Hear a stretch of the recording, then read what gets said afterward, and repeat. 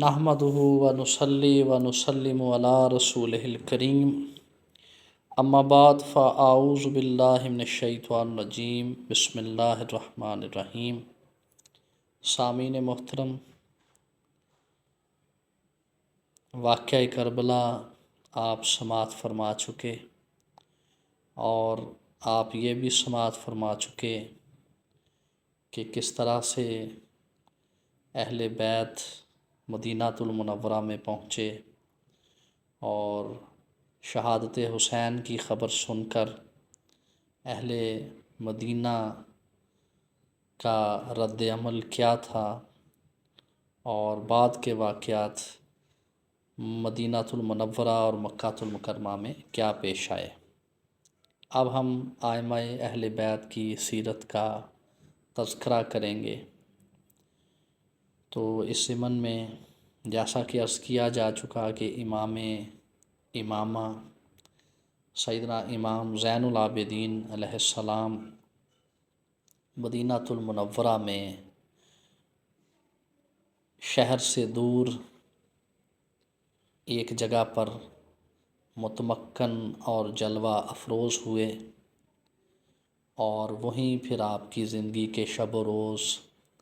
عبادت الہی میں گزرے۔ آپ کے حوالے سے کشف المحجوب میں ہمارے خطے کے امام الاولیاء مخدوم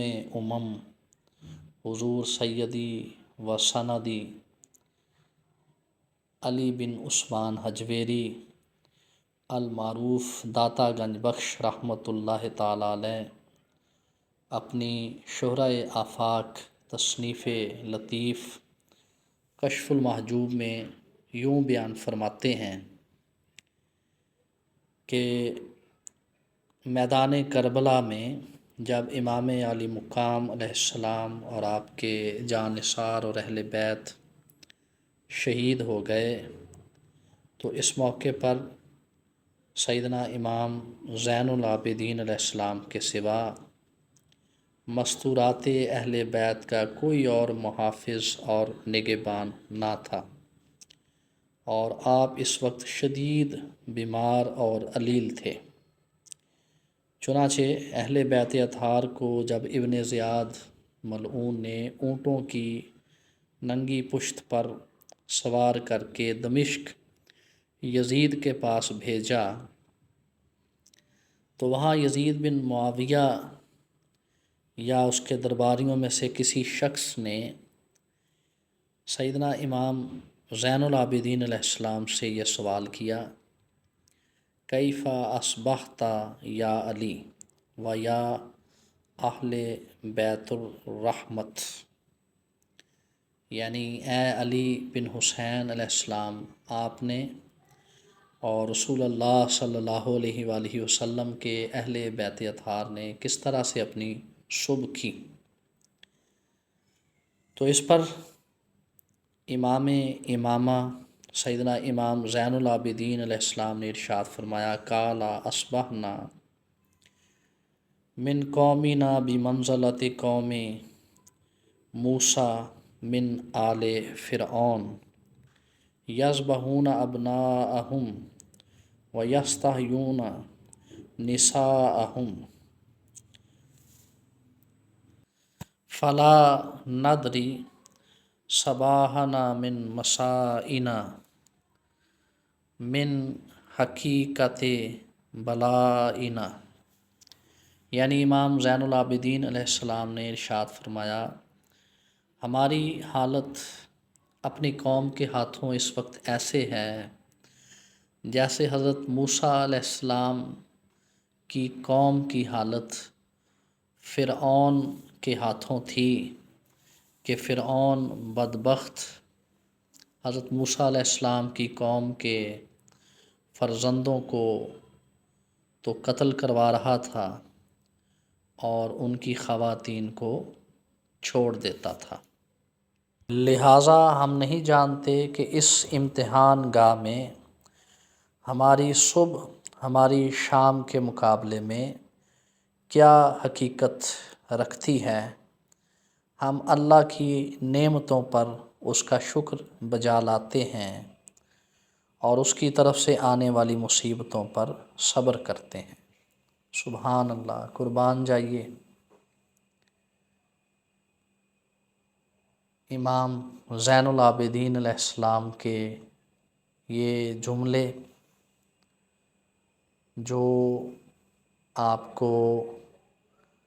شاید ہی اس دور کے کسی اور محقق کی کتاب میں ملیں، ان جملوں کو سند الواصلین اور ہمارے خطے کے سب سے بڑے ولی کامل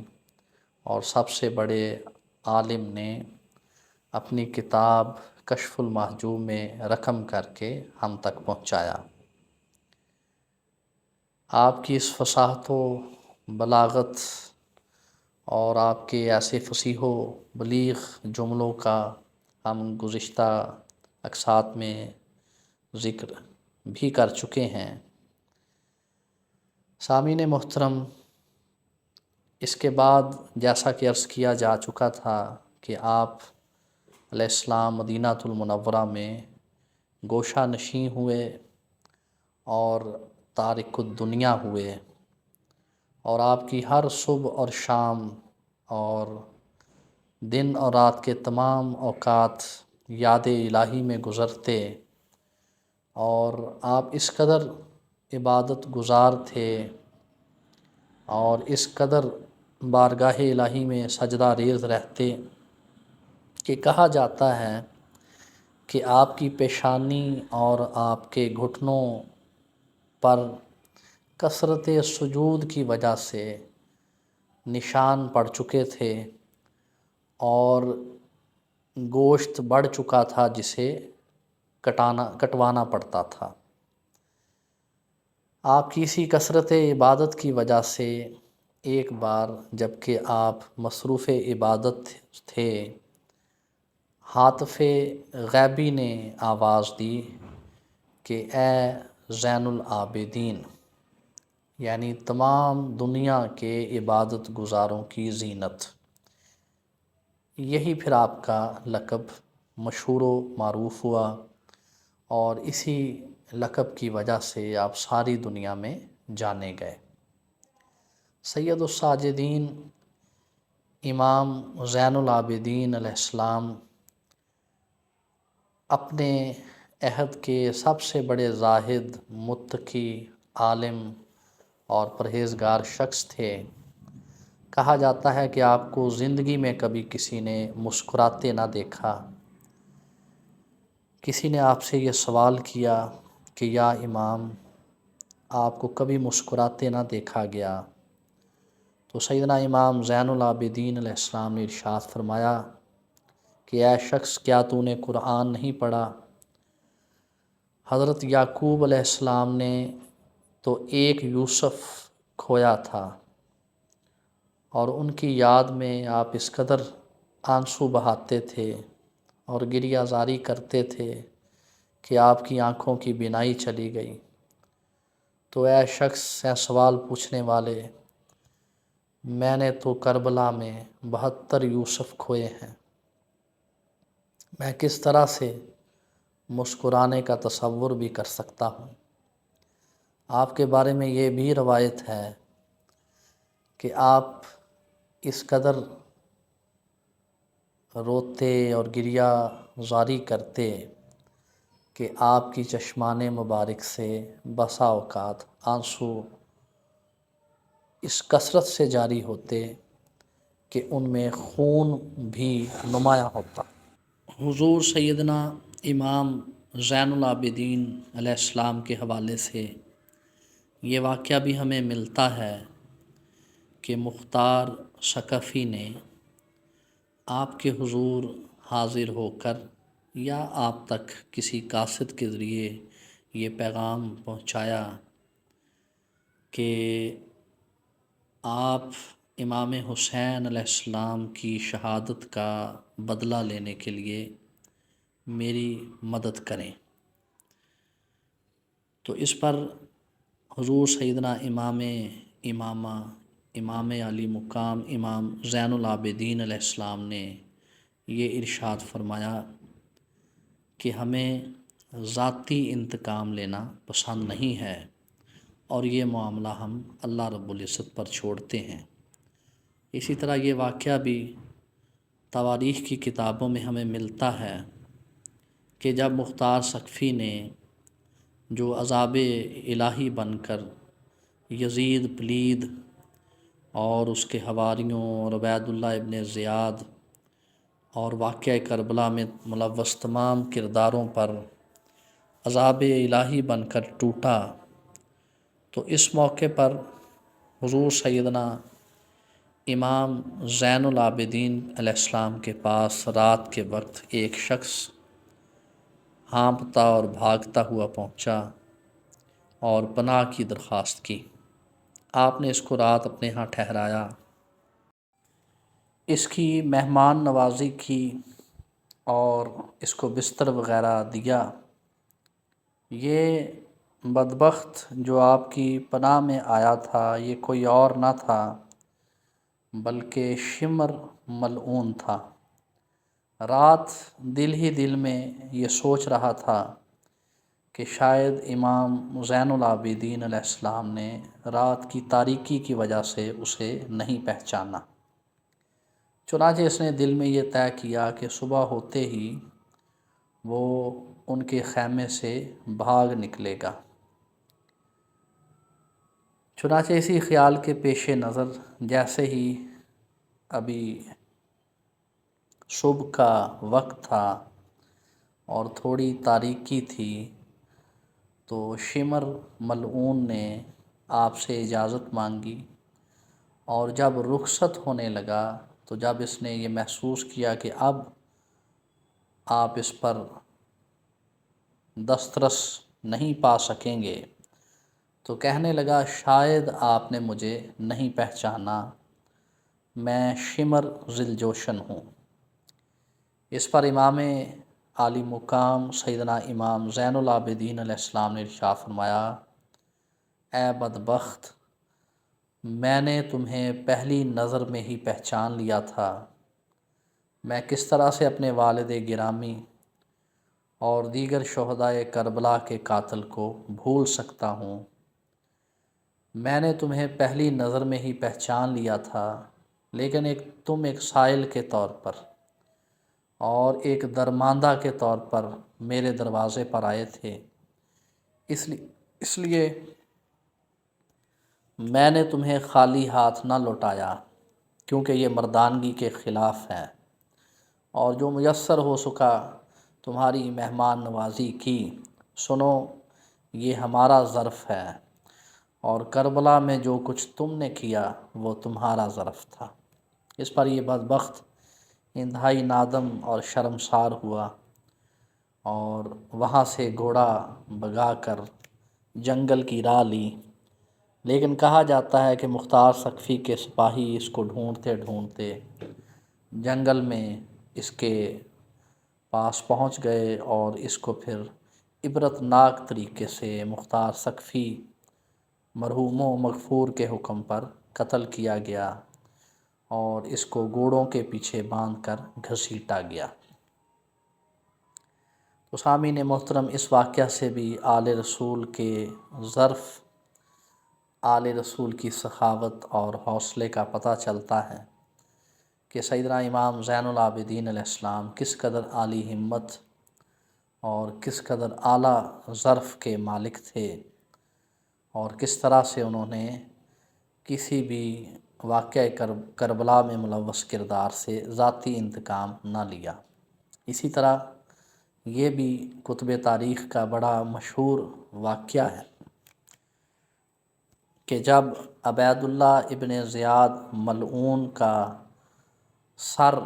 مختار ثقفی کے پاس بھیجا گیا، تو مختار ثقفی نے یہ سر مدینہ المنورہ میں حضور سیدنا امامہ امام زین العابدین علیہ السلام کی خدمت اقدس میں بھیجا۔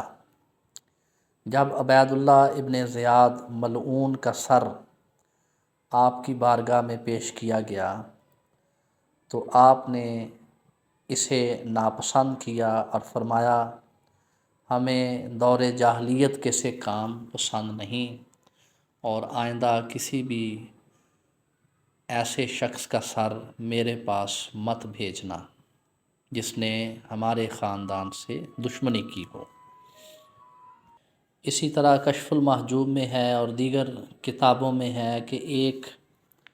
سال ہشام بن عبد الملک بن مروان حج کے لیے بیت اللہ میں آیا،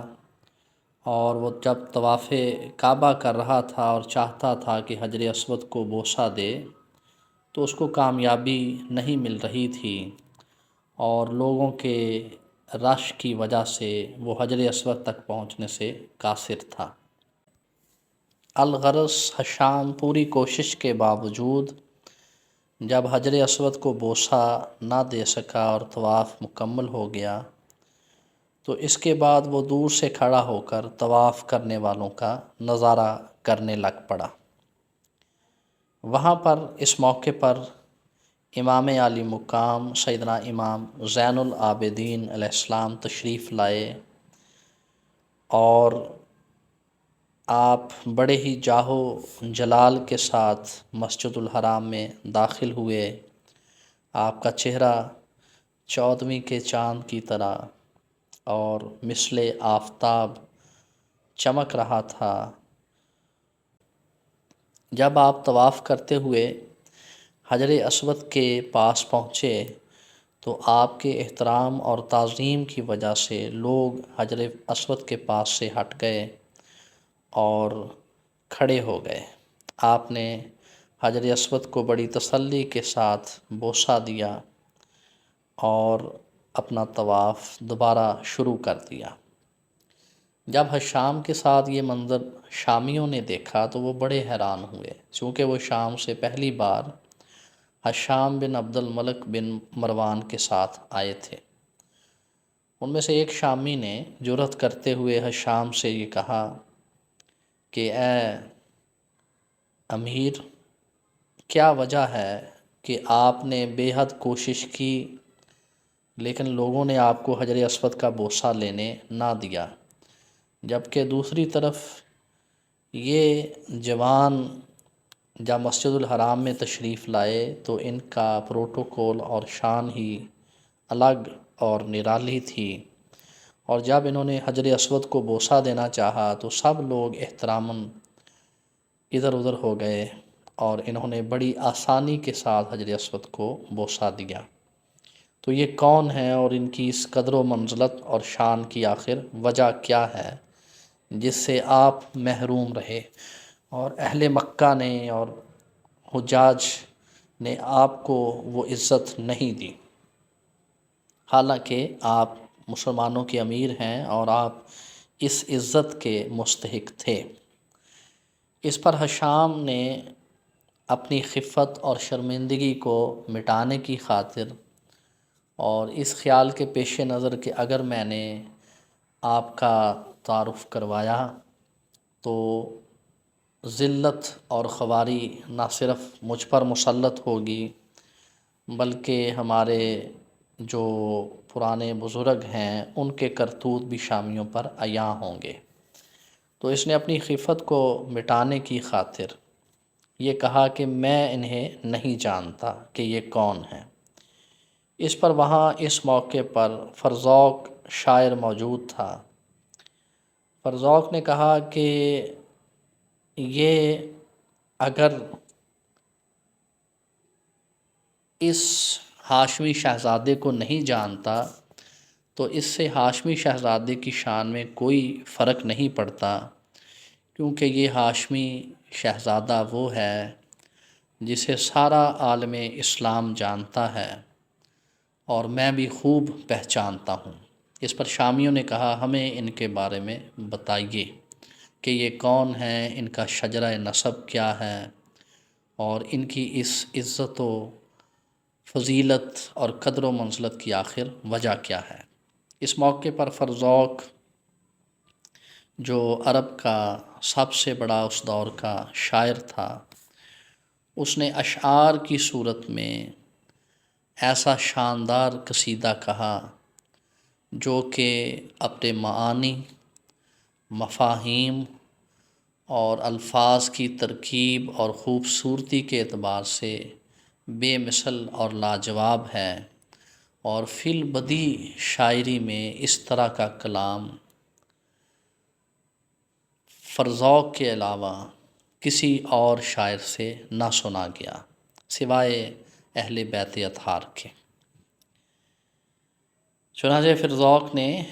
امام زین العابدین علیہ السلام کا تعارف کرواتے ہوئے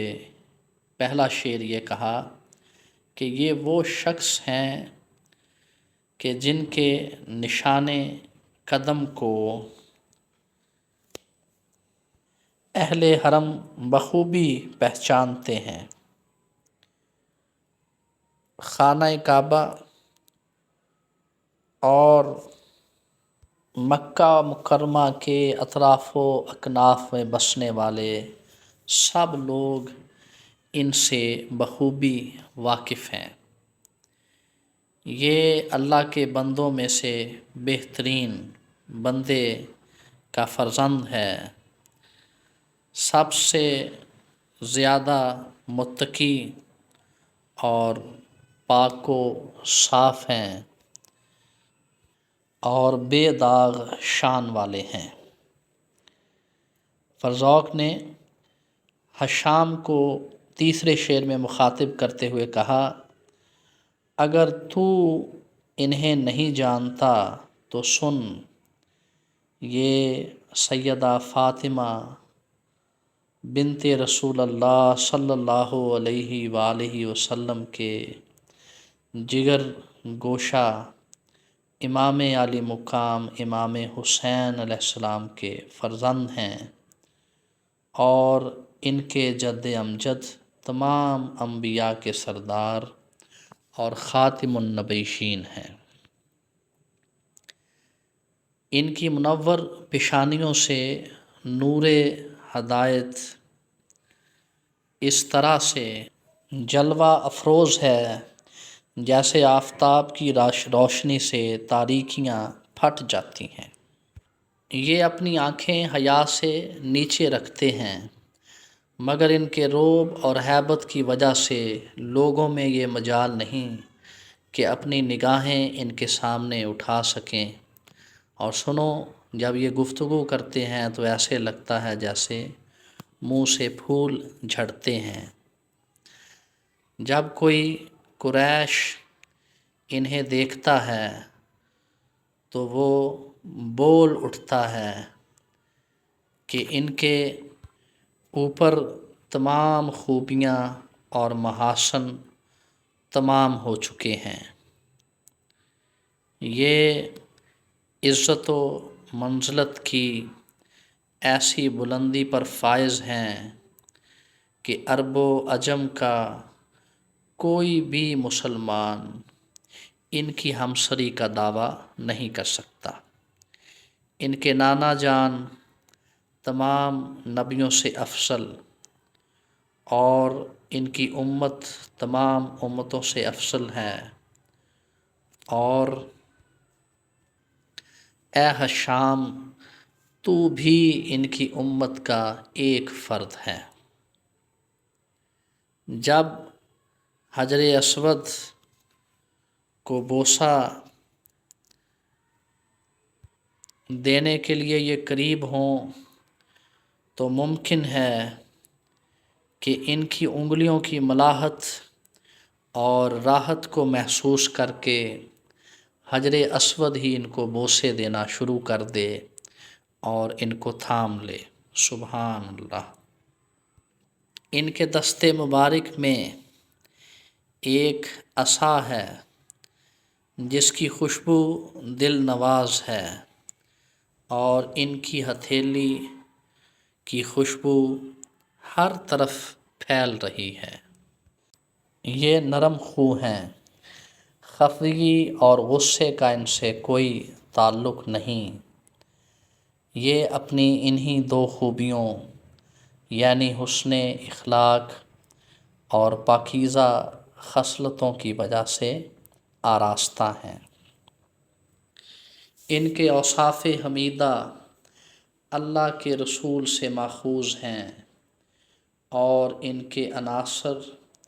اور ان کی خو پاکیزہ ہے۔ اے حشام، تیرا یہ کہنا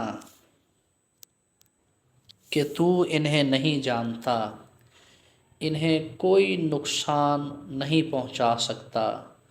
کیونکہ عرب و عجم سب انہیں جانتے اور انہیں پہچانتے ہیں۔ ان کے دونوں ہاتھ ایسے ہیں جیسے فیض کی بارش، ان کی بخشش ایسی ہے جو ہر وقت جاری و ساری رہتی ہے، حتیٰ کہ تنگ دستی میں بھی ختم نہیں ہوتی۔ اللہ کی تمام مخلوق ان کا احسان مانتی ہے، اور ان کا احسان عظیم اللہ کی تمام مخلوق پر ہے، جس سے گمراہی، تنگ دستی اور ظلمتوں کی پراگندگی دور ہو کر رہ گئی۔ کسی سخی کی سخاوت ان کی بخشش کی حد تک نہیں پہنچ سکتی، اور کوئی بھی قوم ان کے برابر نہیں پہنچ سکتی، اگرچہ شمار میں وہ قوم کتنی ہی زیادہ کیوں نہ ہو۔ یہ حضرات قحط سالی کے زمانے میں بارش کی طرح سیراب کرتے ہیں،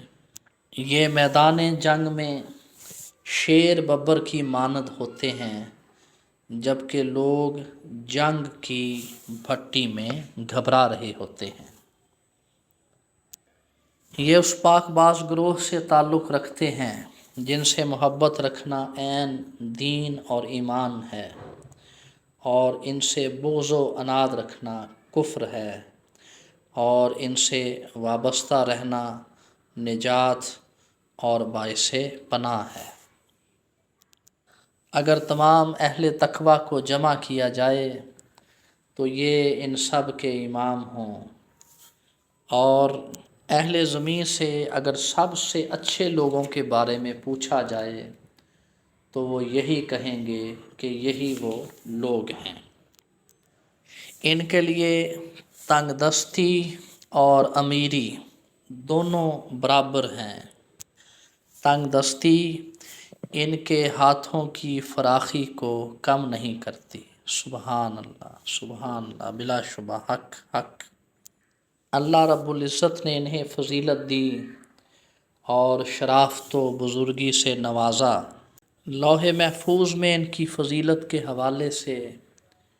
یہ قلم ازل سے چل چکا ہے۔ ان کا ذکر اللہ کے ذکر کے بعد سب سے زیادہ مقدم ہے، اور ہر میدان میں ان کے کلمات مثبت ہیں۔ وہ کون سا ایسا قبیلہ ہے جن کی گردنوں پر ان کا اور ان کے آباء و اجداد کا احسان نہیں ہے؟ گویا پھر ذوق نے یہ کہا کہ اے بدبخت، تجھے اور تیرے خاندان والوں کو کلمہ بھی امام زین العابدین علیہ السلام کے جد امجد نے ہی پڑھایا ہے۔ جسے اللہ کی معرفت نصیب ہوئی وہ ان کی قدر و منزلت اور فضیلت کو بخوبی پہچانتا ہے، کیونکہ ان کے گھر سے دین ساری امت تک پہنچا ہے۔ فرزوق نے ان اشعار کے علاوہ کچھ اور اشعار بھی رسول اللہ صلی اللہ علیہ وآلہ وسلم اور خاندان اہل بیت کی مدحت اور تعریف و توصیف میں ارشاد فرمائے۔ اس موقع پر شامی فرزوق کے بے حد معترف تھے، مگر دوسری طرف ہشام بن عبد الملک بن مروان غصے سے آگ بگولا ہو گیا۔ چنانچہ اس بدبخت نے فرزوق کو قید کرنے کا حکم دیا، اور فرزوق شاعر کو اصفہان کے جیل خانے میں قید کر دیا گیا۔ یہ اصفہان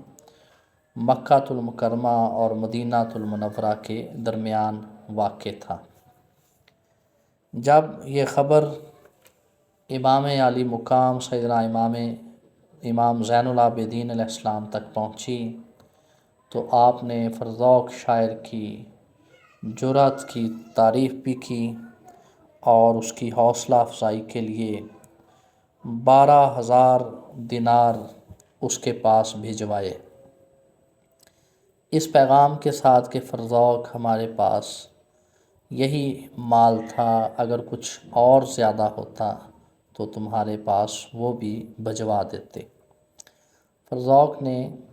جواباً یہ پیغام بھجوایا اور یہ دینار واپس کر دیے کہ میں نے آپ کی اور خاندان اہل بیت کی مدحت و توصیف دنیا کے لیے نہیں کی، بلکہ میں تو رضائے الہی کا اور آپ کی شفاعت کا طالب ہوں۔ اس پر امام علی مقام سیدنا امام زین العابدین علیہ السلام نے فرزوق شاعر کو دوبارہ شاباشی دیتے ہوئے اس پیغام کے ساتھ یہ 12,000 درہم و دینار دوبارہ بھجوا دیے کہ اے فرزوق، ہم خاندان اہل بیت کا یہ طریقہ ہے کہ جب کسی کو کچھ عطا کر دیتے ہیں تو پھر ہرگز واپس نہیں لیتے۔ چنانچہ فرزوق نے اس ہدیہ کو قبول کر لیا۔ سامعین محترم، فرزوق شاعر کا یہ کلام اور امام زین العابدین علیہ السلام کی یہ سخاوت تاریخ اسلام کا اور آپ کی سیرت طیبہ کا ایک انتہائی شاندار اور بے مثال واقعہ ہے، جس میں علم و حکمت اور پیغمبر اسلام کی اطرت کی فضیلت اور ان کے اخلاق حسنہ کی پوری جھلک موجود ہے۔ اور فرزوق شاعر کا یہ قصیدہ بنو امیہ اور ان کے حکمرانوں کے خلاف ایک چارج شیٹ بھی ہے۔ سامعین محترم، حضور سیدنا امام زین العابدین علیہ السلام کے حوالے سے آج کی قسط میں ہم اتنا ہی عرض کریں گے۔ انشاءاللہ اگلی قسط میں آپ کی سیرت طیبہ اور شخصیت کے کچھ اور پہلوؤں پر گفتگو کی جائے گی۔ والسلام۔